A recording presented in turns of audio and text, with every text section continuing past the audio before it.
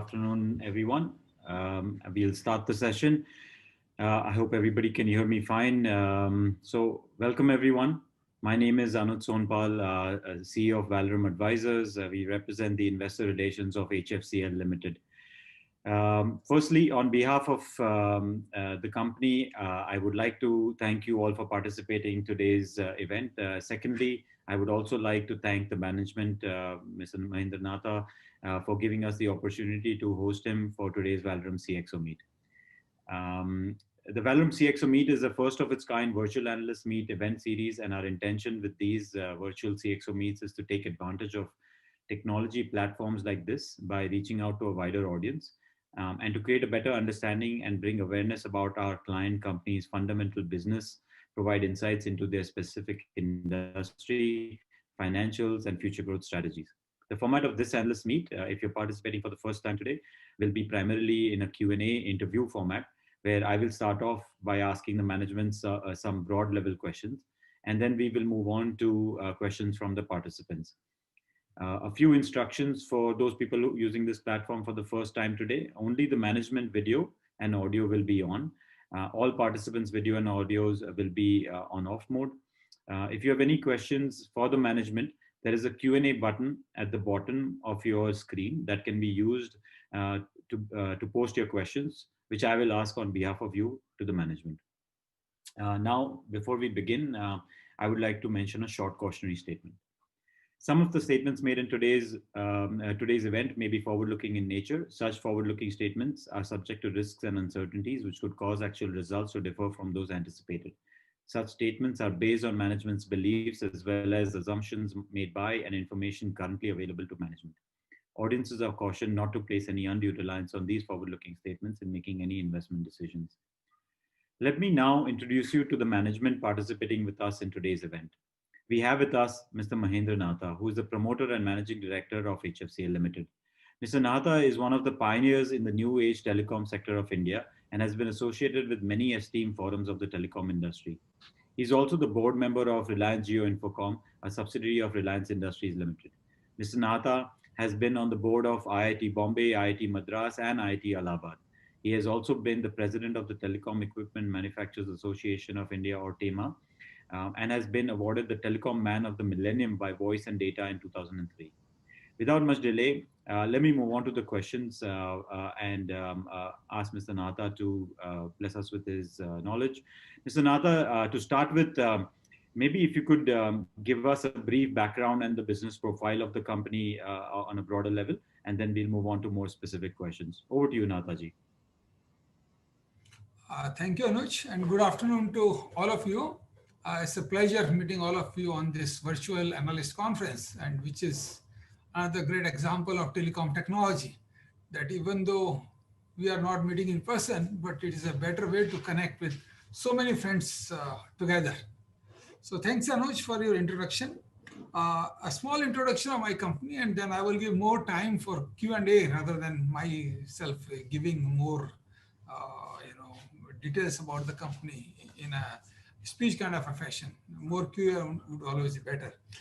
Just to introduce company, HFCL is a leading technology enterprise having a number of telecom products, defense-related products, and network solutions for telecom service providers, which is public communication, railway communication, and defense communication. All three kinds of communication services market and the product market we are able to address. Our main products include optical fiber cables of all types, optical fiber, latest generation transmission and access equipment for telecom, and also defense products like high capacity radios, software defined radios, which are being designed by us, and different other kind of defense electronic products we manufacture. And I will give you more details about this in the next few minutes. We have 5 very world-class manufacturing facilities, which includes fiber optic cable manufacturing facility in Goa, and in our subsidiary company in Chennai, HTL Limited. We have a fiber manufacturing facility, which is backward integration to cable manufacturing in Hyderabad. And now we are augmenting that facility by introducing fiber optic cable manufacturing also there, increasing the capacity of cable manufacturing And this new facility for cable at Hyderabad will be operational from November of this year. It is already under installation commissioning. Now, apart from network services and also product manufacturing, we focus quite a lot on research and development. But as we know, Government of India is concentrating on Make in India.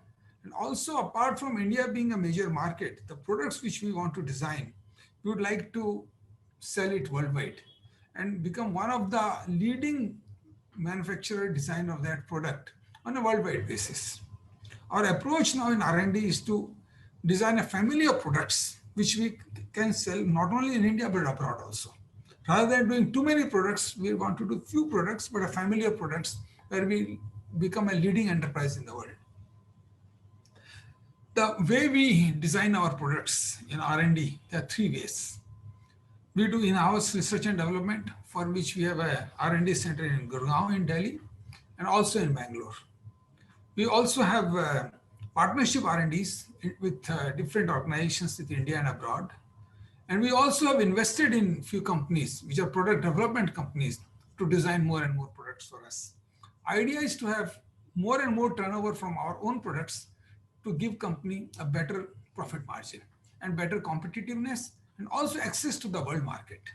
And I will give examples of what we have done in this regard. Right now, our products include optical fiber cable, as I mentioned, all kind of fiber optic cables, which includes aerial cable, armored cable, cable for FTTH requirement, all kind of fiber optic cables we do. Apart from manufacturing different type of fiber optic cables, we are in process of designing different new kind of fiber optic cables, which decreases the weight of the cable, has higher efficiency, higher fiber count, and which can be used in high capacity requirement in FTTH or data center or such kind of applications. We also manufacture different kind of accessories for fiber optic cable, because which are required installation commissioning, which gives us additional margin, as well as same customer gives us more revenue. Now, as I said, we have since the beginning of this current financial year, we have started manufacturing optical fiber also in our very latest world-class facility in Hyderabad, and that production is already on. And now we are using a lot of our own fiber in the fiber optic cable which we make. And this has helped us in reducing our cost and also better control over the supply chain. In telecom networks, we manufacture high capacity Wi-Fi network systems for carrier grade Wi-Fi networks, which are designed by us, microwave radios, which is again unlicensed band radios, which are required in conjunction with Wi-Fi network, telecom power systems, and more products we are adding in our telecom product portfolio by own design and development, which includes routers for 5G application, which includes switches for aggregation of the traffic, which would be used in conjunction with our own Wi-Fi network, and also at the same point of time would be used in different other telecom network applications. We are also designing in telecom products the next generation of Wi-Fi systems, which is called Wi-Fi 6, which would be used again with the 5G network. When the throughput from the network is higher, you need a better throughput from the Wi-Fi network also. So we are now on designing Wi-Fi equipment based on Wi-Fi 6 technology, which is the world's latest standard in Wi-Fi technology. And I'm happy to share that our own designed Wi-Fi products, microwave radios, have got good traction from market, and they're already working with various operators in India and various ISPs also in India. And now we are trying to put them in the export market also and building organization for exporting these products. In terms of defense products, we have at the moment high capacity radio relays, for which we have already participated in a RFP from defense. And this is also partially designed by us. Partially it is, another part of this is designed by an international company. We also have electro-optic devices, again, completely designed by us. Electro-optic devices mean the night vision devices. And there is a huge demand for this product in the country. The projected demand is for 40,000 crores in the next 7 to 8 years. And this is again our own design by a partnership R&D. We have also designed electronic fuses for artillery application. And there is also a huge demand for these products in India, We have already participated in a large RFP for this particular product, and now our product is going for validation in the army. So I hope this would again prove to be a very successful product. But I would like to mention here that we are working in a very focused way, not defocusing from our business. If you look at the product which you manufacture, their application is in communication, that is the one stream, which is either railway communication or the defense communication, or on the top of it, the public communication. Now, in terms of services also, we are working on same kind of communication networks. Telecom service providers, we do all kind of telecom network services for them. For railway communication, again, we have developed a good expertise, and I would not be wrong in saying we are one company in India which has developed real expertise in railway communication. We have implemented railway communications networks for a large part of DFCCI, this dedicated freight corridor in India, where the turnkey service providers who do the entire railway network, they have given, downloaded the communication part first, which includes companies like Alstom, companies like Larsen & Toubro. We have also done phase 1 of Mauritius Metro, the communication network for Mauritius Metro. The phase 2, 3 will start now. We are also doing the metro rail communication network of Dhaka Metro. So we have developed a real expertise in railway communication network. In terms of defense communication, again, we are executing very large projects for defense forces in India, which includes Army, Navy, and Air Force both. We are currently executing 4 such projects, and the pending order book for these projects is more than 4,000 crores. And this network would provide latest generation, completely secured communication network to the Indian Defense Forces, and a network which would have high capacity, that voice, video, data, all 3 kind of communication capabilities. So, and now coming to the other defense products which you are developing, they are also, you would find, very focused areas. Electronics. What we are doing is completely electronics, because our manufacturing facilities can do communication equipment production as well as electronic production. Electronic fuses, for example, completely designed by us.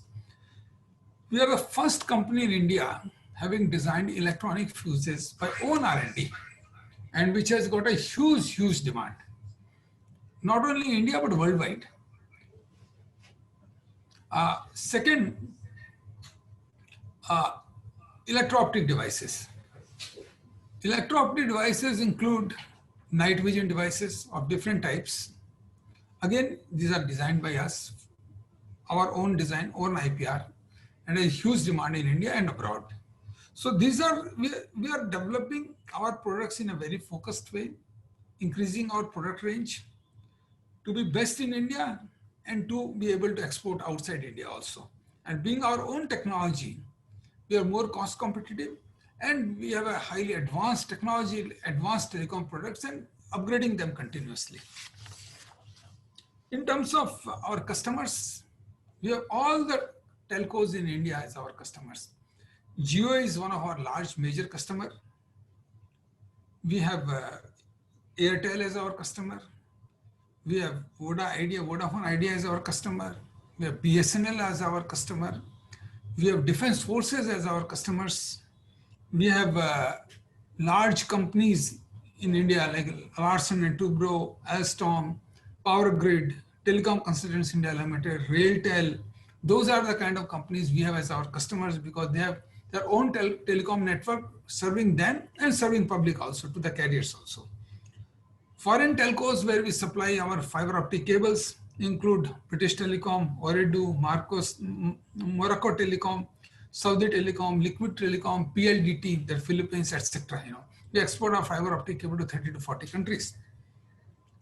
Our order book currently stands at more than 8,000 crores, which includes O&M orders of 1,573 crores, which gives a sustainable, profitable revenue to the company. And if you look at our order book, 8,000 crore plus, it is 2.1 times of FY20 revenue, which gives a very good stability and predictability in our revenue as well as profitability. Friends, our growth strategy is to serve all kind of communication network, as I explained, public communication, railway communication, as well as defense communication, but products as well as new generation services. As the new opportunities come, new technologies come, we are upgrading our product range as well as services requirement accordingly. Now, for example, as we all know, 5G is coming. We are upgrading our product portfolio accordingly. We are designing 5G routers, switches, Wi-Fi 6, which is again required as a part of 5G network for the customer access. For the defense networks, as you know, Government of India is quite aggressively pushing for Make in India program. And they've announced a negative list of imports also, which opens up a major opportunities companies like us who are designing products in India. And that's why, as you see, electronic fuses, electro-optic devices, and now we are working on identifying few more products which can be designed by our company in India to cater to the defense market. And going ahead with the Make in India program, those products absolutely, I believe, would be more competitive and of course, technologically compatible with anywhere else in the world. Now, growth strategy, of course, includes our own products, which gives you higher profitability, as well as higher competitiveness and higher ability to participate in the large Indian market and taking advantage of the large Indian market to be able to export it also, because if you manufacture in higher quantity, your cost also goes down, so which gives you more competitiveness worldwide. Same point of time, since we are designing so many products by ourselves, we would like to export them also, like fiber optic cable we are exporting outside India. So we are creating a structure, marketing structure to export our telecom and defense kind of products also. We have a fiber optic cable business as another business apart from product business, where, as I mentioned, we have 3 factories now. Optical fiber cable, 2 factories already manufacturing cable. 3rd one in Hyderabad would also start manufacturing cable apart from the fiber which we are manufacturing. Owing to the good demand of fiber optic cable, we are expanding our capacity. And new opportunities has emerged in that fiber optic cable market in terms of FTTH, where large amount of fiber to home networks are getting created by telecom service providers.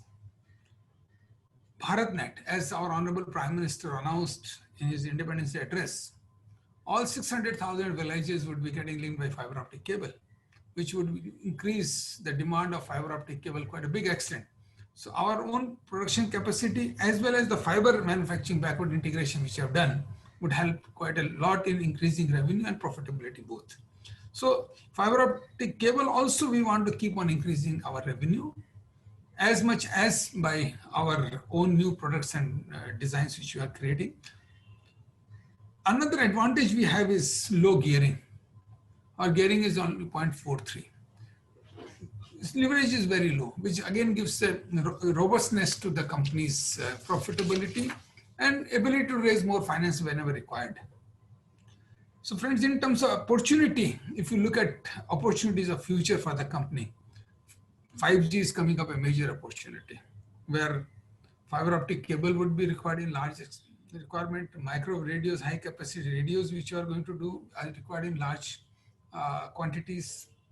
Wi-Fi would be required in large quantities for customer access. FTTH would result in demand of huge demand of fiber optic cable. So would be BharatNet.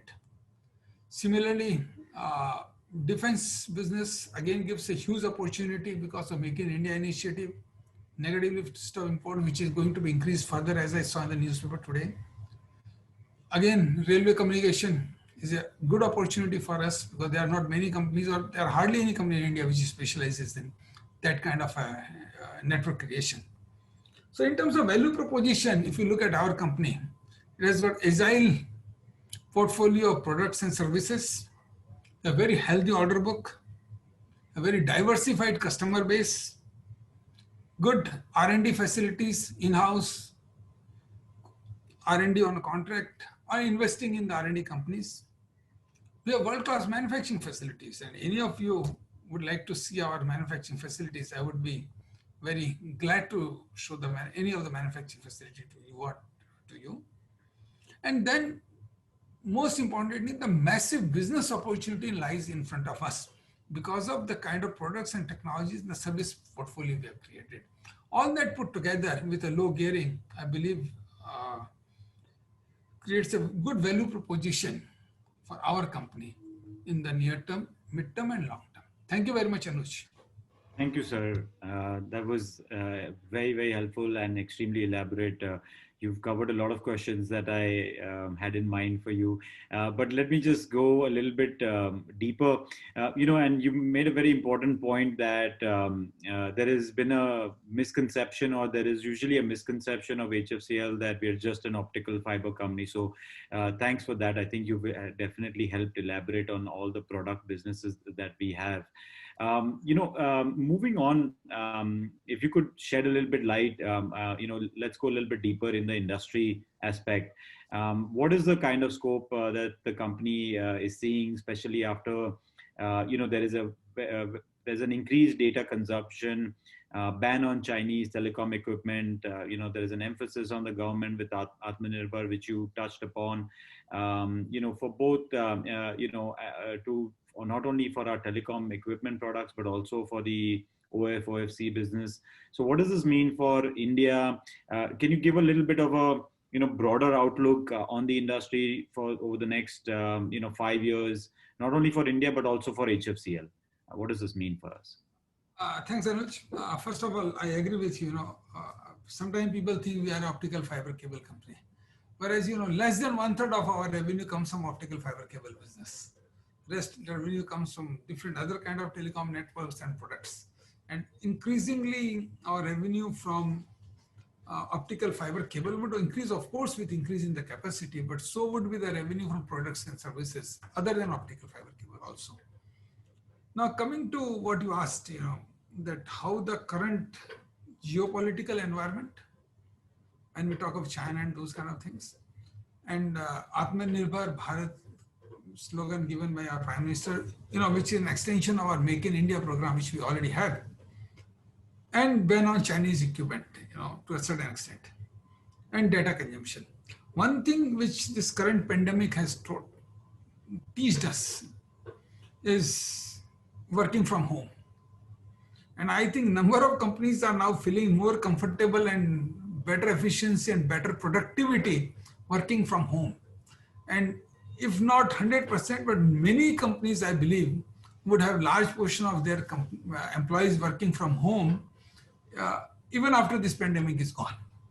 Because that is become possible because of high bandwidth, high capacity telecom networks. It's a product of telecom networks. So that higher data consumption definitely would require more bandwidth, higher bandwidth, and even a higher depth of communication network. Earlier, if you thought that high capacity broadband network is required only in certain areas, it's not true any longer. It's required everywhere, anywhere. Somewhere for working from home, somewhere for businesses, somewhere for entertainment, information. All kind of areas you need high data consumption, which would mean high capacity network in more and more areas, reaching to even villages. Like 4G is in villages also now. So this definitely increases consumption of data, and data consumption would happen if the network is there. So network equipment would be required in higher quantity, including fiber optic cable. Now, what are we doing in that market? Fiber optic cable, of course, routers, switches. These are the products, Wi-Fi. These are the products are required when you have higher data consumption. And even when 5G comes and data consumption even goes higher, you need Wi-Fi 6 to access the home access, you need Wi-Fi 6. Otherwise, you will not be able to match with the 5G speed. So as data consumption increases, demand for network equipment will increase, and we are perfectly there to cater to that market by the kind of products which I have mentioned. That is one. Second, Atmanirbhar Bharat, or what is happening with China and all that. Coming to China first. One thing you would have read in the newspapers a couple of days back, government has put 10% duty on import of fiber from China, optical fiber from China. Depending on year to year, it changes the kind of import of fiber which happens from China from 25 to 50% of the total requirement of fiber requirement in India has been coming from China. There was a duty of 5% imposed earlier. Now additional duty of 10% has been imposed. What it would result in Chinese import going down because 15% duty makes it certainly costlier. And why Chinese were able to, trying to dump the fiber in India, because of their home consumption has gone down because less demand from China Telecom and China Unicom. As a result of that, they have been dumping in India and many other countries. So this duty would certainly result in import of China from going down drastically. Now, as you know, and I told you a little while earlier, that we have done a fiber manufacturing plant in Hyderabad. So this would certainly help us in terms of we want to sell outside our company or for our own consumption. So that is as far as fiber is concerned. Now, there has not been any announced ban on import of telecom equipment from China. There is no announced ban. But there is always a reluctance in government to approve anything which is coming from China, which may have the capability of snooping into the networks and trapdoors and whatever not, which government does not like. And that is a phenomenon not only in India, but almost every place in the world, whether you talk US, Australia, Britain, and every other place. So this would certainly again result in higher demand and consumption of equipment manufactured in India. And the companies like us, which are designing equipment, manufacturing equipment, and designing from the component level, it was certainly helpful to us in increasing our demand potential. Funnel would increase, order book would increase, as is happening in optical fiber cable. Now, again, the third most important pillar is coming, self-sufficiency, which Atmanirbhar we call it. There again, Government of India has already a policy in the government business, preferential market access.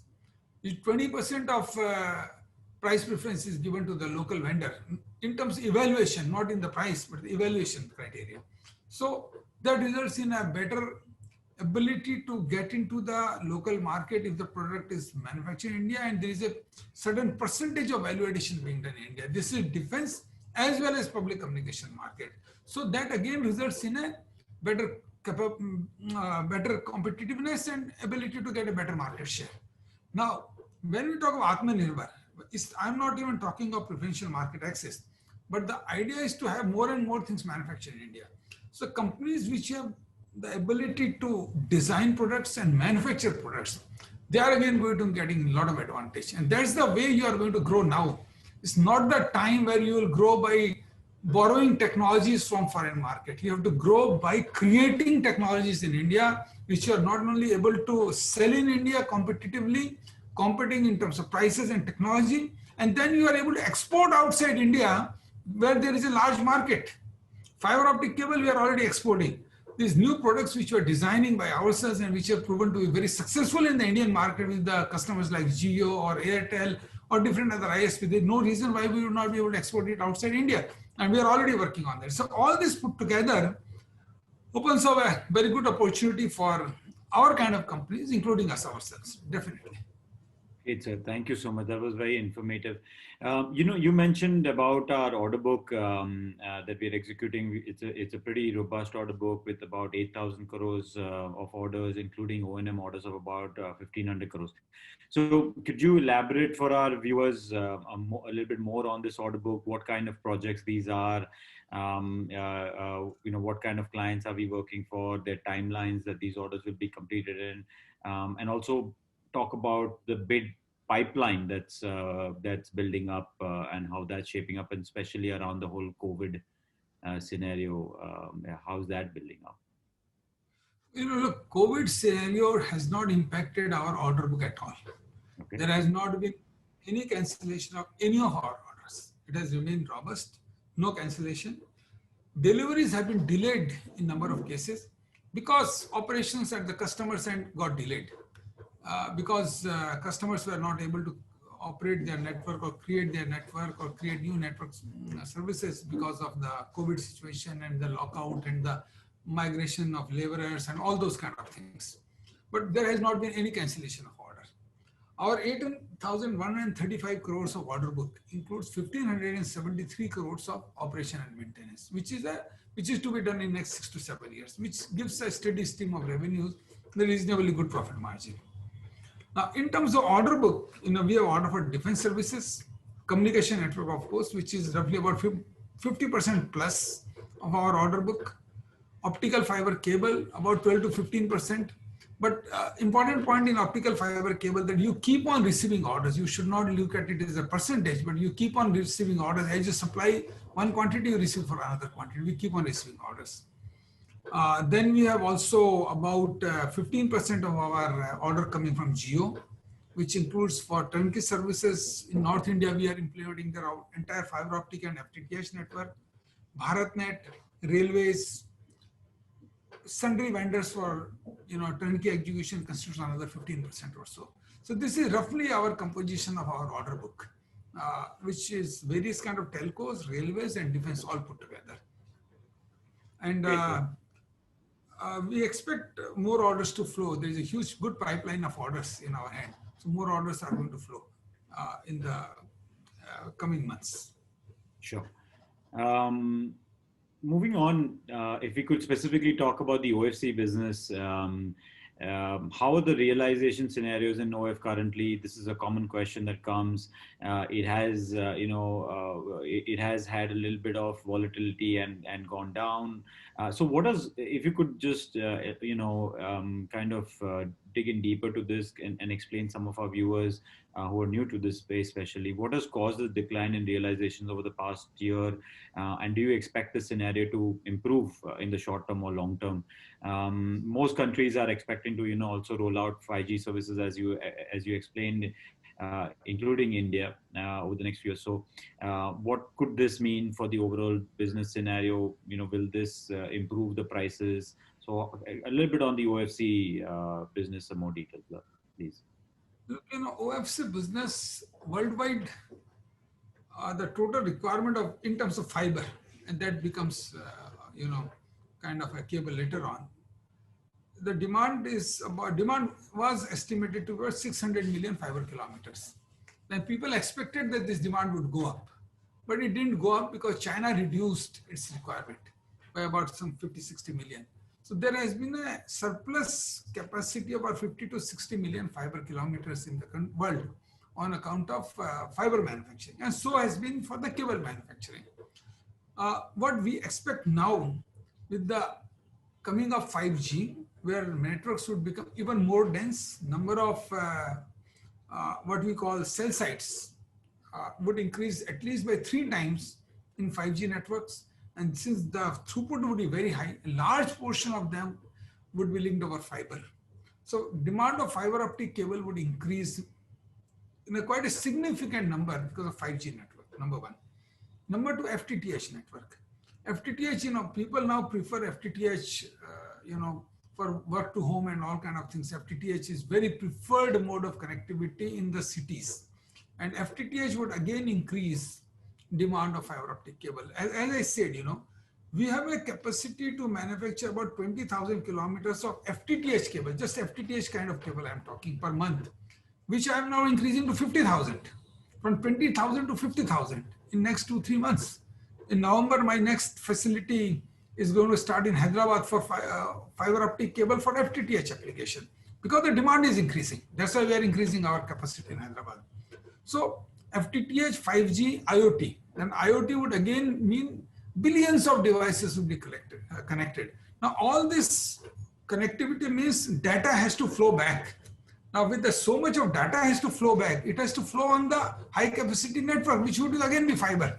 So fiber optic cable market, though it has seen decrease in demand for last 1 year, is again going to stabilize or increase a bit because of 5G and FTTH. In India, another opportunity is BharatNet, where Honorable Prime Minister announced another 3.5 lakh villages, over and above 2.5 lakh, which was decided earlier, to be connected over fiber optic cable network. If I take an average distance from one village to another village, 3 kilometers, it would be needing another 10 lakh kilometers of fiber optic cable in next 1,000 days, as Prime Minister has announced. Even if it is 1,000 days or maybe a little more, as a government program always gets extended, but 10 lakh kilometer would be a huge requirement for the Indian industry. And the companies like us, who have a huge capacity, we have either the highest or amongst the highest two manufacturing capacity of fiber optic cable in the country with the backward integration into fiber, they will definitely stand benefited. And not only that, from our company's point of view, Jio is again our large customer, and they buy, I would say we are the preferred vendors for Jio in the fiber optic cable business. So it opens up a good opportunity for us. And then we are also constantly trying to increase our exports also in the fiber optic cable arena. So all put together, worldwide, if you look at the business is going to get better momentum with 5G and FTTH. And for our company, with the reasons explained, we believe that we have a good demand situation coming up in future. In terms of price scenario, I would expect that the fiber price would revolve around the same level what they are today. Maybe you can see an increase of possibly 5 to 10%, but I don't see a major increase in price of fiber in very near future. But with 5G and FTTH getting into full swing in a couple of years from now, there could be some spurt in the fiber prices. But another 1 or 2 years, I would expect them to be remaining around the same, maybe 5 or 10% increase in the prices. Great, sir. Thank you for that. I'm going to ask you one last question before I move on to questions from the participants. There's already quite a few of questions I see. Participants, if you have any questions, there's a Q&A button. Just as a reminder, please ask, type in your questions there, and I will ask the management on your behalf. So my final question is basically, in FY20, we saw a decline in the top line. Despite that, we've had pretty healthy increases in margins and profitability. So what has driven the margin improvement for especially people who are new to the company? Are these sustainable? And also, what is your thought process on the debt profile of the company? Though you mentioned we are a pretty healthy leverage ratio, gearing ratio at under 0.5. Do you expect this to increase, remain stable, reduce over the coming years? Any thoughts on broader financials? Look, first of all, the profitability. The better profitability was reason one. It was the better orders which we have taken, high profit margin orders we have taken. That resulted in a better profitability, and it is going to sustain because orders are still there. Those kind of orders, 8,000 crores, are still in hand. And moreover, it is going to become better. That's the strategy we are working on. That profit margin should further increase. As I've been saying, with our own products, when we come in, as we design our own products and they go in market, our own products definitely give better profitability. So idea is to increase profitability, keep on increasing profitability by own design products and selling them to our customers. So that always gives you better handle on costing in terms of ability to design products with a lower price. Number two, better sourcing capability, because you design stage itself, you decide what kind of components you are going to choose, and which includes the economy of the pricing of the components. And also own design products always give you better margins. So profit margins, the strategy is to keep on improving them by taking orders which are with a better profit margins by own products. That is one. In terms of debt profile, we do not have on our radar at the moment any major capex. So I don't foresee any major change or any perceptible change in the debt profile of the company. It is going to remain around 0.5 only. It is 0.43 now. It is not going to increase for more than 0.5. We are going to have capex on R&D. Not capex, it's going to be expenditure on R&D. I won't call it capex all the time. But that is all going to be funded through internal generation of money. So, and there would always be some capex happening every year, some capex, but it's not going to be very high. So all manageable limits, all within manageable limits through internal accruals. So, debt profile of the company is not going to undergo any change in near future. That's good, sir. And just another comment on the financials. You recently released all your pledge, so congratulations for that. I'm sure a lot of your viewers and investors will be very happy about that.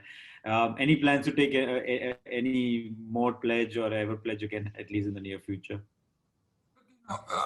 As I have been seeing all my earning calls, our pledge of shares has been as a collateral to the loans company has taken.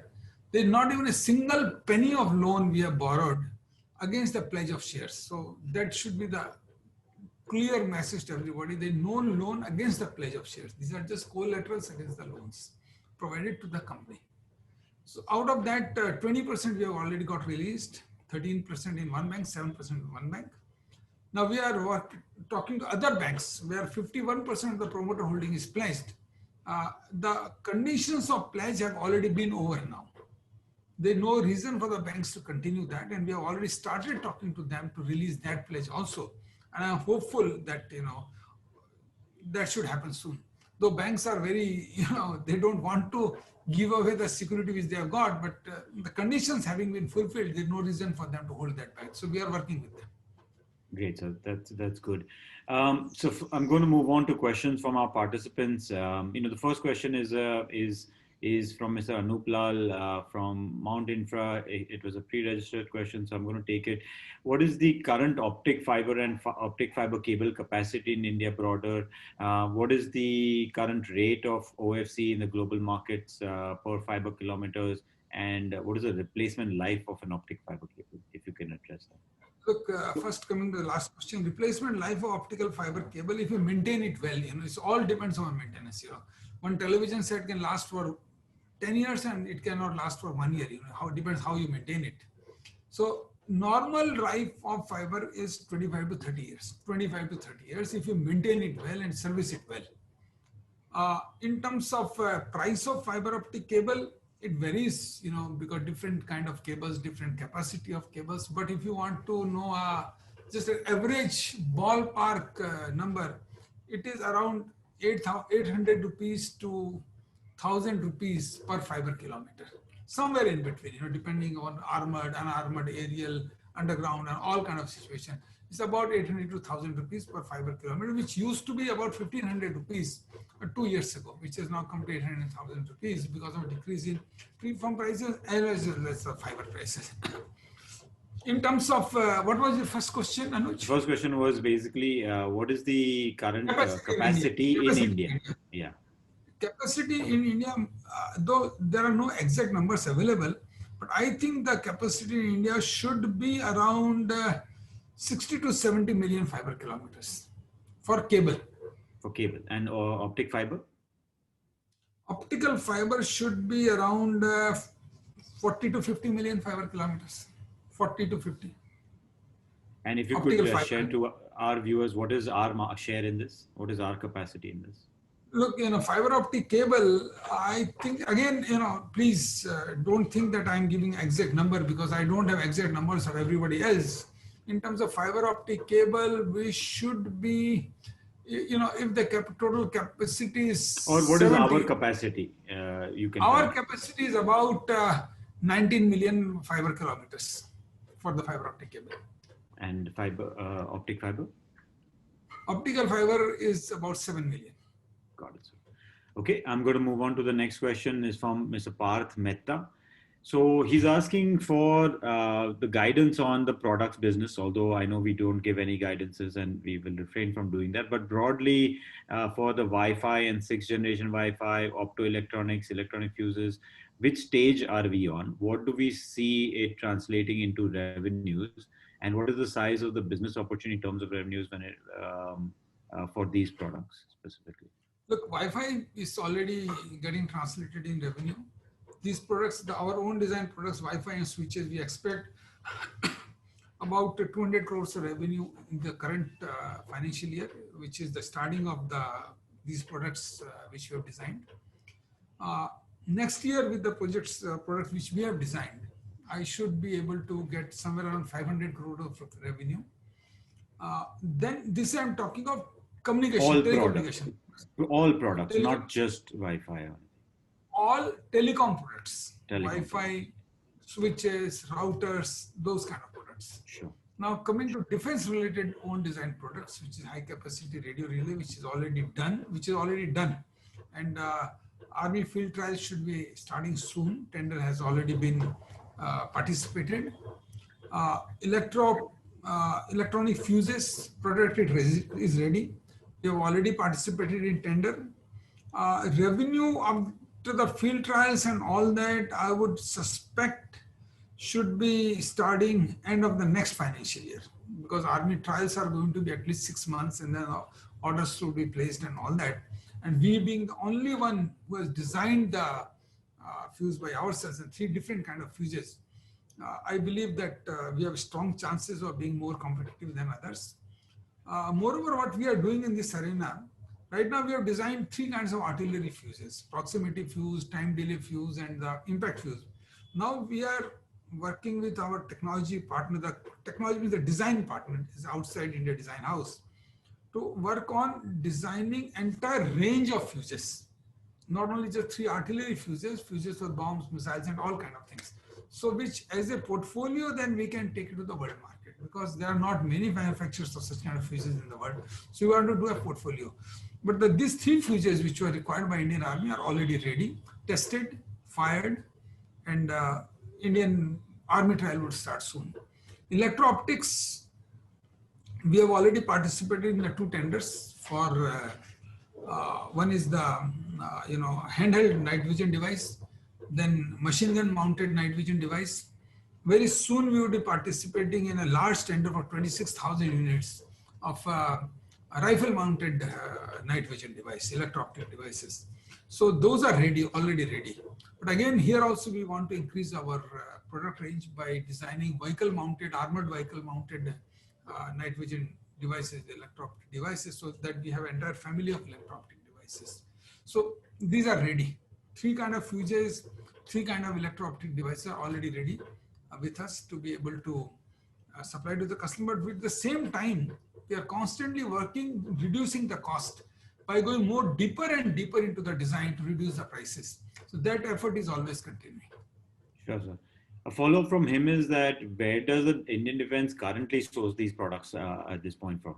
So are they imported? Are they local manufacturers? No. The fuses, there is pseudo manufacturing going on. I would say pseudo, because they are being imported on the SKD kind of, they want SKD kind of kits and being assembled in India, not manufactured in India, but assembled in India by ECIL, the Electronic Corporation of India Limited. They are the only one. Now, there has been a tender where only 4 companies have been shortlisted till now. And only 4 shortlisted, not till now, only 4 shortlisted, which includes HFCL. First is ECIL, second is Bharat Electronics, third is HBL from Hyderabad, and 4th is HFCL. And we are the only one which is designed by ourselves. Rest all are importing from different places. Bell has some Israeli tie-up. ECIL, as I said, they are importing from South Africa, piece parts and assembling in India. HBL, I do not know, but we are the one which is manufactured by ourselves and designed by ourselves. So he's got a couple follow-ups on this, is how much investment is expected to go in this from HFCL or already has gone? In design, I would not like to mention the numbers of R&D expenditure, because let that be confidential with the company. But for manufacturing and all that, again, there is not going to be large capex. I would suspect, it should be around 30 crores or so. Sure, sir. On the services business, Parth's question is 72,000 crore opportunity pending with 4.5 lakh something villages to be connected. What is our market share here, and do we expect it to grow? Obviously, I think we expect it to grow. How do we see this opportunity to supply to telcos, Jio, and also others? Look, this 400,000 villages to be connected, the market opportunity is not only fiber optic cable. Fiber optic cable is just one opportunity. Second is connectivity to the villages and further to the home, where the PON, fiber optic network, passive optic network kind of equipment which are required. That also we are looking for designing next generation of PON, passive optic network, including symmetric, asymmetric, both. So that is required. So that would be a market share. And when you aggregate the traffic, you need switches, you need routers. So all those kind of equipment would be required by whosoever implements this network. Most probably, as it looks to me, it would be done by on PPP basis, a large part, and large part, some part by government. So anybody who does it would require it. And again, the PMA would be applicable here because it is going to be done on the PPP basis, also on the basis of the subsidy given by the government of India. So PMA has to be applicable. So we see a very good opportunity out of this, And then, of course, the private networks, the 5G and FTTH network, as I said, we are already present. We are the largest supplier of FTTH cable in India. So, and we will continue to get a good market from that. So going back to, and this is again from Parth, going back to the question of the Wi-Fi optoelectronics. So he's asked the overall size of the opportunity is this. Do you have any idea in terms of that, what could be this, maybe what it is today, what could be this over the next couple of years, also for HCRR and switches of HFCL, what is the size of the opportunity? Oh, I would divide it in two parts. SCR is a military products. I would not, include in this. But for Wi-Fi, switches, routers, it would be a few thousand crores every year, north of 6,000-7,000 crores plus every year. And I'm not including high capacity routers. I'm just including access routers kind of situation. And the 5G comes in, access routers are required in thousands of numbers. Wi-Fi is required in thousands and thousands of numbers. And whoever uses 5G, you would see the entire Wi-Fi, what you install at home and place is going to change to cater to the higher throughput. So it's 6,000-7,000 crores requirement. In terms of SCRR, SDR, software-defined radio, which is another thing which we're designing, and which is a major R&D investment and going to take some time. The demand for software-defined radio for next 10 years is going to be at least 2,000 to 2,500 crores every year. And as a policy, it has been decided these have to be designed in India, IPR residing in India, to be manufactured in India. This is as a policy Department of Defense has decided. And IPR to be available with the Indian companies, so you cannot have any foreign collaboration. So that again is going to be total 25,000 crore market opportunity, but in the 10 years time frame. Wow. And entire radio network of the Indian Army is going to be put into SDR. Now this is just the Indian Army. Then it comes to paramilitary forces, state police. Everybody is going to go into SDR as worldwide it is happening. So there is a further requirement of that. But so as to say, let it be just 25,000 crore only for next 10 years time frame. Coming to this electro-optics, and again, in the prospective plan they presented, the demand is 40,000 crores. I would again discount it by some 40% or so. Still a 20-25,000 crores market for electro-optics, which includes for rifles, machine guns, handheld, vehicle mounted, all kind of things. Then coming to fuse. I would say every year it should be about 1,000 crore or so, 1,000 crore market opportunities every year. It has all kind of fuses put together. So that's roughly the size of opportunity, I would say, for the kind of products which you asked. Fiber optic cable and all those are completely different. Thank you, sir. Let's move on to the next question from Bimal Panchal. What would be the capex for all our new set of products, either what we have done or what we are going to be doing in the next year or so? But I would answer it in terms of R&D expenditure. Our R&D expenditure is going to be roughly about 70 crores every year. Roughly 70 crores every year is going to be R&D expenditure. As we bring in more products, though we don't need separate manufacturing facilities for everything, but for example, for electro-optics, we don't need much because electronics manufacturing we can do ourselves or we can do contract manufacturing. Optical we are going to buy from outside. Similar fuses, electronics, again, we can do ourselves or get it done on the contract manufacturing. Wi-Fi, we are getting entirely done on contract manufacturing. We don't want to go into the sourcing of components and all those kind of complications. It's better to get it manufactured from outsider, which they are doing very competitively and competently. Like, Apple phone, Apple doesn't manufacture anything. So many of the equipment vendors don't manufacture anything by themselves. They get it manufactured from outside. So they're not expected to be any major expenditure on the manufacturing facility. Expenditure is going to R&D, which I said it's about 70-80 crores every year. But yes, some expenditure would be required in test equipment and all that. When you manufacture equipment, you need, whether you manufacture outside, you need test equipment and kind of things, which would be for fuses, something like 30 crores, electro-optics, something like 20 crores. No major expenditure is expected. Okay. Next question we're going to take from Rakesh Mehta. Who are the other players in the night devices and the night devices that we are manufacturing? Who are the other night vision devices? Right? Bharat Electronics is expected to be another large player. There could be some smaller players, which I would not like to say who, because smaller players, once they come up and we see some orders coming to them, then only I would be able to say who they are going to be. Bharat Electronics is definitely going to win, as I know. Possibly Larsen and Toubro, I don't know. They may try. They may try. Like they would be trying electronic fuses also. But I have not heard of any major companies till now. Reliance Defense is one of them who have participated in the tender. So something like 5-6 companies are there who are participating in these tenders. So there will be 5-6 companies, but some will survive, some will not beyond the first few tenders if they don't get orders. Sure, sir. Let's move to the next question from Sanjay Shah. He says, today Reliance Jio has announced to invest about 1,000 crores cable landing station in West Bengal. What can be understood as an opportunity to Indian manufacturing companies, particularly to us? Nothing. Cable landing station is just, international landing station for the submarine cable. So which does not give a big opportunity to any Indian company. Maybe some connectivity requirement of fiber optic cable and all that, that's fine. But it's not, by itself is not a major opportunity. Sure. Next question from Rajiv Mehta is another Jio question for you is how big is Jio in terms of as a percentage of our overall revenues? Jio would be something within 25%. Within 25%. Okay. This question is coming from two people. The same question is how much are our outstanding dues today from PSUs, like BSNL, railways, others? Look, I would divide it in two parts. One, which is regular dues, which keeps on flowing in as we bill, it keeps on coming up and we get paid.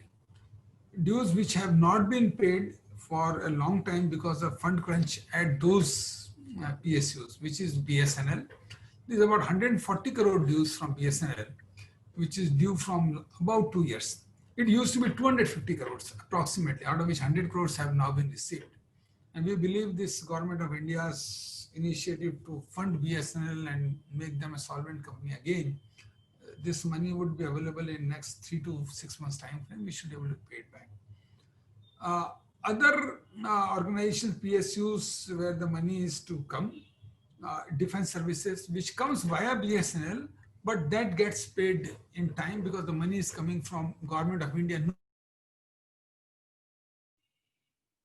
not a BSNL money. Increased a bit because this, when we create network for defense services, as an example, payments are milestone based. As you complete one milestone, as an example, acceptance testing on regional basis or a national basis, you get paid. But because 3 to 4 months time, not much of work could happen for about 1.5 months for complete lockdown. And then a large portion of the network is getting created north and eastern borders. Northern borders, which is Uttarakhand, Himachal, Leh, Ladakh, Kashmir, all those areas, and eastern borders.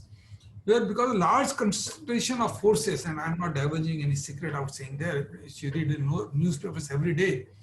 And because of fear of COVID, they don't allow outsider to get into cantonments at all. And that's the right thing for also for them. So there has been a little bit slowdown in creating those networks.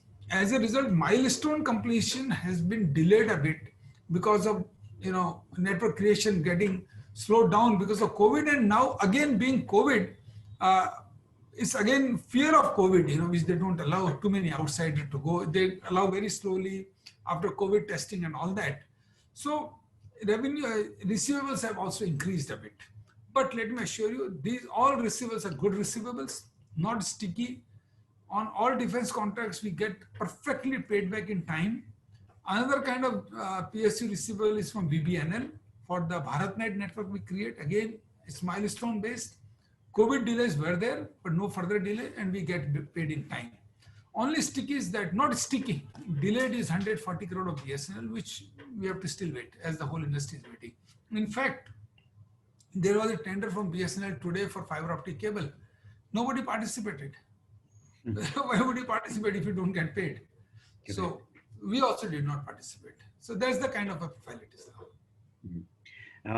Okay, so talking, and there was another question who asked about your competitors in a particular vertical. Manoj Saini is asking, who are your major competitors? So if you could just break it down layman-wise in our business-wise, maybe for FOFC and the other product businesses, who do you consider or who are our core competitors? Look, in fiber optic cable business, Sterlite is competitor. But as I said, Jio, for example, we are the preferred vendors. So that's one, advantage here. And preferred vendors because for nothing else, just because of our quality and competitiveness. As you know, Reliance would never give preference to anybody unless he's competitive and good quality. So that's why we are there. And then good execution capabilities. We not only supply, we execute in large portion of India. Other portion of India, we don't execute, but we supply. So Sterlite would be one major competitor in fiber optic cable business, and number of other EPC businesses also, they are competitors. Vinda Tailing, VTL would be competitor in fiber optic cable. In defense, ECIL in fuses, Bharat Electronics is various other products like electro-optic devices and all that. So number of different competitors would be there in different areas. But defense products, Bell would always be a competitor. In telecom, Sterlite would always be a competitor. But the market is large enough for people to survive. So market is large enough. They need not go on a price cutting all the time to survive. It's a huge market opportunity for everybody to survive together. Right. Okay, sir. I think there's a question basically for your capex plans over the next 3 years.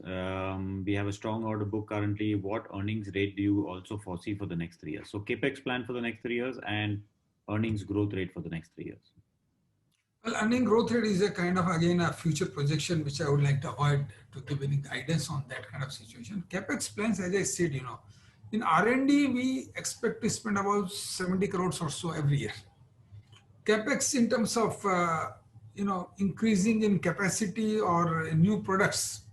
As I said, like for example, all of a sudden we saw there is a huge demand of FTTH is coming, fiber to home. So we are investing about 25 crores in Hyderabad to increase our capacity to produce FTTH network.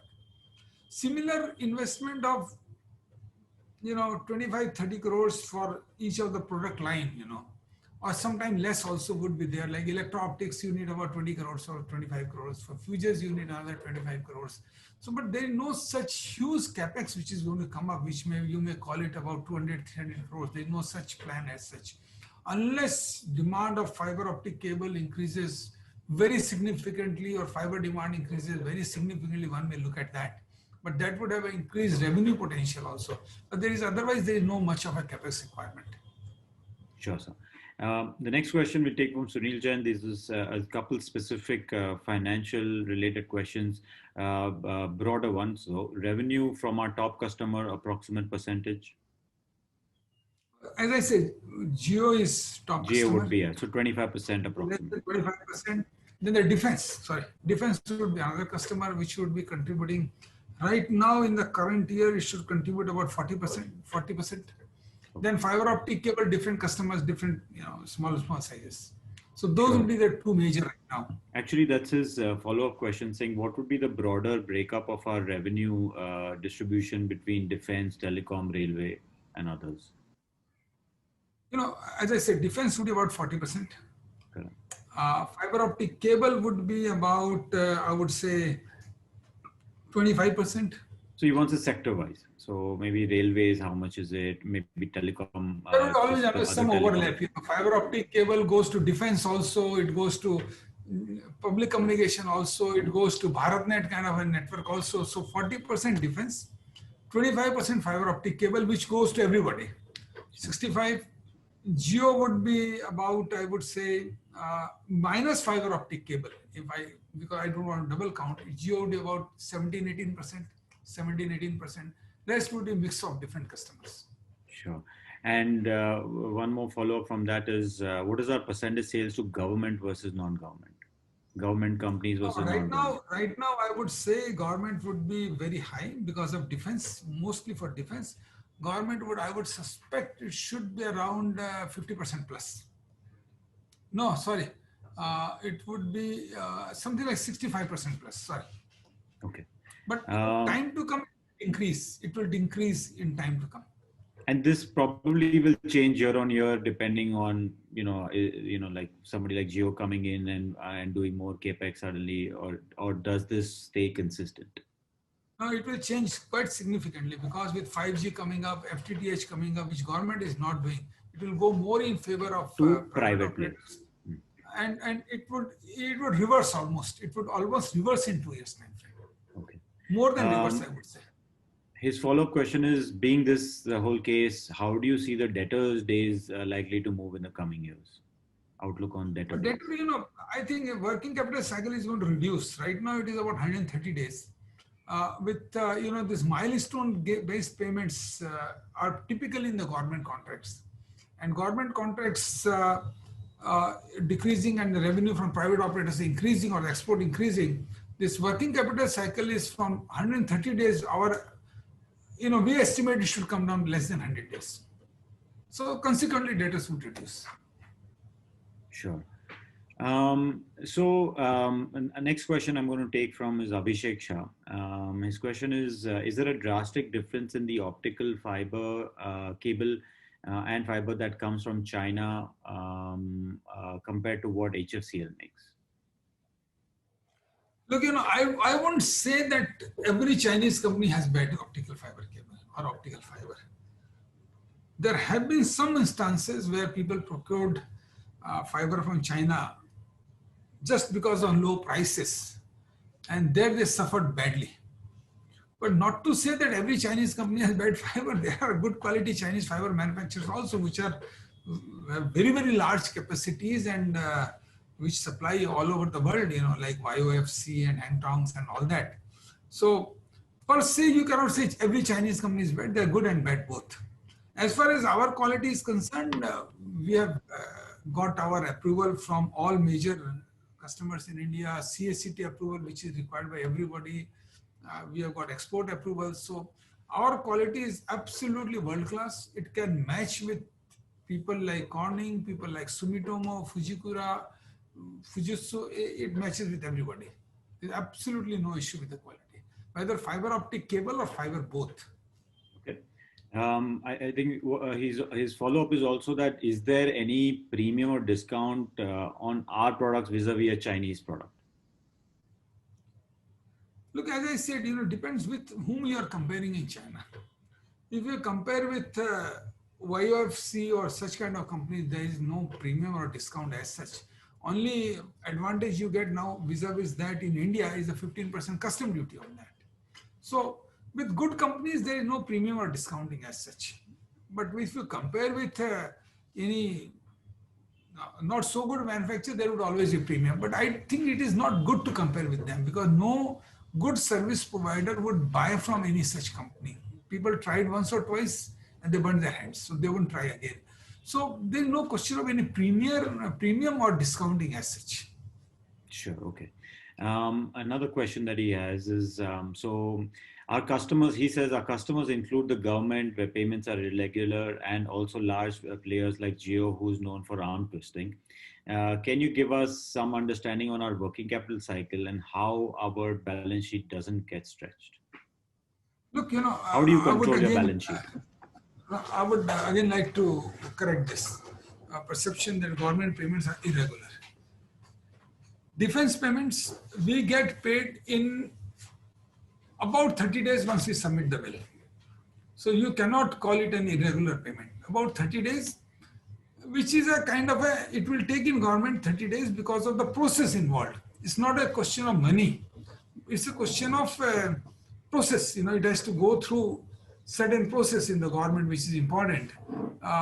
you know, that's why it takes 30, 40 days. Otherwise, the payment is not an issue at all. So it's not irregular at all in defense. So BharatNet, there is no irregularity in the payment because money is available because of, as you know, USO fund is there, which has got 40, 50,000 crores lying idle. So there's absolutely no issue of the payment. It's only the process which takes 30 to 40 days in receiving the payment after you have submitted the bill. Only sticky one has been BSNL, as I said. Now, in terms of managing the balance sheet and managing the debtor, you know, also what we do, as we have debtors, we have creditors also. We try to take back-to-back credit arrangement for all contracts where we source things from outside. We try to take back-to-back arrangement from them for credit limits, because if, you know, for example, the defense network which are executing, large number of suppliers, we have done back-to-back arrangement, or arrangements are credit period is enough for us to supply to defense and then get paid and then pay to them. So we are able to manage with the back-to-back credit facilities also. So it's not that if we are getting paid, maybe 40 days, 60 days, and we have to pay to our suppliers immediately. It's not the case. We get back-to-back credit also. So we are able to manage on an overall basis. Sure, sir. I think there is a misconception or perception that, because BSNL as a government, is slow, then all government is bad. It's not that. It's not that. It's only BSNL. Defense, no problem. PBNL, no problem. Right. In terms of okay, let's move on to the next question from Vivek Mahajan. Have we got any subsidy for the AP facility? If yes, how much? Say that again. Have we got any subsidy for the AP facility? If yes, how much? Yeah. Sorry. The subsidy would be two kinds, and we have now, having completed the project, we have applied for subsidy, and we believe it would be end of the financial year by the time we receive it.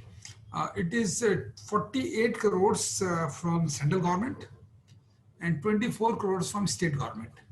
So we have already submitted our application to the state government, and central government application is in process. So there will be 72 crores subsidy we will be receiving out of the total capex 260 crores or so we have done. It would be about 72 crores of subsidy, apart from electricity subsidy and all that. Sure. His second question is... And just to clarify one more thing, last question. We have realized almost more than 2,000 crores from defense contracts, 2,000 crores money realized. So there is no question of irregular payment. 2,000 crores we have already supplied and realized. Okay, sir. Second question from Vivek Mahajan is the fiber plant profitable on a standalone basis today at current prices, or drag under the current pricing scenario?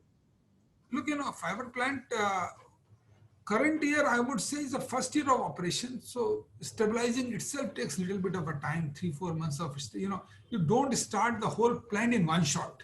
If you've got 8 manufacturing lines, you start it one by one and perfect it. So this year it would be, I wouldn't say that it would be any major profit this year, but next year onwards, when it is in full steam and producing, there is no reason why it would not be profitable. Okay. Next question I'll take from Nitin Tiwari. What is the level of fiber penetration in India? What is the expected level in next 5 years? And hence, what is the kind of order book addition we foresee every year? No, there is nothing called fiber penetration as such, I would, you have to slice this in different verticals and the segments. Then only you can talk of the penetration as such. There's nothing called per capita fiber penetration as such. In villages, government has reached to about 200,000 villages. Jio with fiber would have reached to something like 300,000 villages already. Government has to reach to 6,000 villages, 600,000 villages. Jio is already in 300,000 or so by fiber, as I said. So that is one segment which is, when we talk of penetration. Another segment could be how many percentage of telecom towers are connected by fiber optic cable. Geo, I think, and I'm not speaking for Geo. I'm just,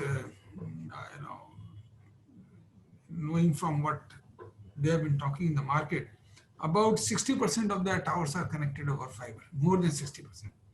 Airtel could be about 30 to 40%, 30% or so. They're increasing, of course. BSNL would be much less, and Voda Idea must also be around 30% or even less. So, but with 5G coming in or with the 4G, everybody is doing more and more fiber connectivity. With 5G coming in, they have to do more and more fiber connectivity. So, in terms of penetration, this would, I would say, in terms of FTTH penetration, FTTH just started in India. Jio is the only operator which are doing on a very massive scale. So in terms of per capita, we are still very low stage. And I believe that once a couple of more service providers start going to FTTH, this penetration will increase. So there is huge scope for FTTH penetration in the country because we are very, very nascent stage. Worldwide, it has become much higher, but in India, we are at a very, very nascent stage. And it should get into more penetration of FTTH, which would increase the demand of fiber optic cable, of course, for FTTH application and for backhaul application all. His follow-up is that, so how would this add, or how would our order book look, grow every year? So today we are at 8,000 crores. With this kind of an opportunity, where do you see this kind of improving every year too? Cable business is not the kind that you get in one order of 1,000 crores. You keep on getting order as per the requirement of the buyer, whether he needs more FTTH cable or more backhaul cable or more aerial cable, and he keeps on sourcing from you. So it does not contribute a very large portion of order book. Fiber optic cable order for us, for example, is right now order book is about 1,000 crores. But the revenue is going to be larger than 1,000 crores. So which you keep on receiving such orders all the time. But this increased demand, of course, would contribute to the larger revenue of fiber optic cable. I think next year we should see about 30 to 40% increase of our revenue from fiber optic cable business. Okay. Next question I'll take the question is basically, how is the execution cycle looking for us during these COVID times? Are things picking up now? How bad were they? How low was our utilization, and now what is it at? Look, the 45 days of lockdown, 46 days of lockdown, it was absolutely bad. Sure. Nothing was happening. Then it started picking up. Fiber optic cable plants were running 70% or so capacity, but in between there have been some lockdowns in Chennai, in particular, where they locked down the city for about 2 weeks' time. Then there have been COVID cases in different factories, including our factories also. Then we had to ourselves force a lockdown for 10 days time. So this COVID kind of situation right now, I would say, and so is the case in Goa, wherever you find more than 4 or 5 COVID cases, you have to go into decreased number of workers and consequently lower operation, which is happening. None of us can help in that. So I would say right now, fiber optic cable factories are working on 50 to 60% capacity, but which we believe that by the mid of the next month or end of next month, it should come to the 100% of the capacity. In terms of project execution, as I said earlier, for 45 days, nothing happening. But now I think you would say 60 to 70% normalcy has reached, 70% normalcy has reached, and very soon it would be 100%. Okay.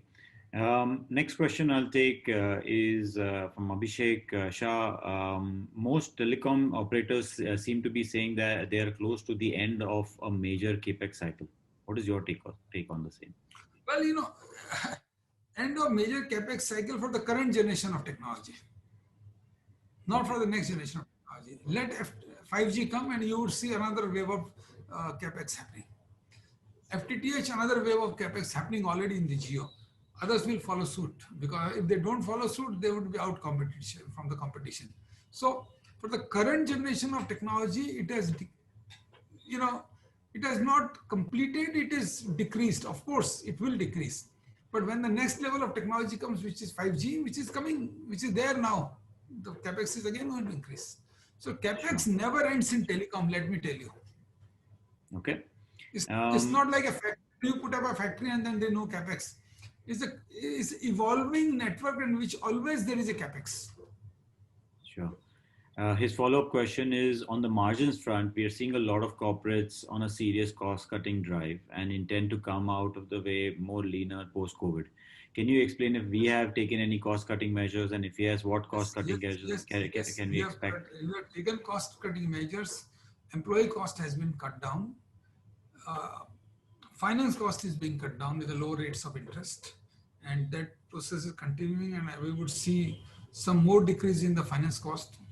Overhead cost has been cut down, with employees being reduced and work from home happening. A lot of places which we had rented and rent was going on, and when it is rent, the people, the rent and the expenses and the overheads, they have been cut down. So we have taken a lot of initiatives to cut down expenses on overhead, and then bringing in more efficiency in the factories to cut down the expenses further. We have taken a lot of steps. Everybody has to. Great. Next question I'll take is from Rohan Koshi. So how much fiber do the top 3 telcos in India consume every year, and how much will this ramp up with 5G, FTTH, and other initiatives over the next 2-3 years? So well, I wouldn't put the right number of how much fiber telcos consume. This is not known to me, and it would not be proper to me to start divulging their numbers also, because they may not like it. The customer related information is very difficult. The overall demand I can say overall the demand of India should be what, 40 to 50 million fiber kilometers. Okay. And similarly, so this includes both private and government. Oh, absolutely. Now it's going Can you break this up between private and government? Till now it is 80-20, private 80, government 20. But with the time to come, or 70-30 maybe, government is going to increase significantly because of BharatNet.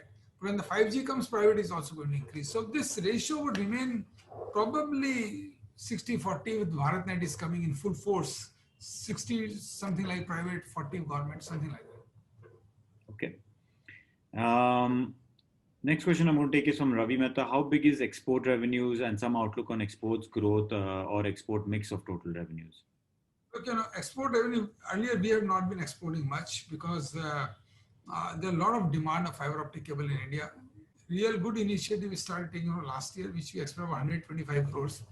This current year we are expecting that develop, and 3 years time frame we want to increase to 500 crore, around 500 crores for fiber optic cable. And the new products which we are introducing, I wouldn't put a number on that because we are still to go into that process. But revenues are going to increase significantly from those products also. So as a percentage of your total revenues, what is it today and what would you like it to be tomorrow, a year down the line? Look, right now it is not much of nearly 38 crore or 100 crores of revenue. Our export has been 125 crores.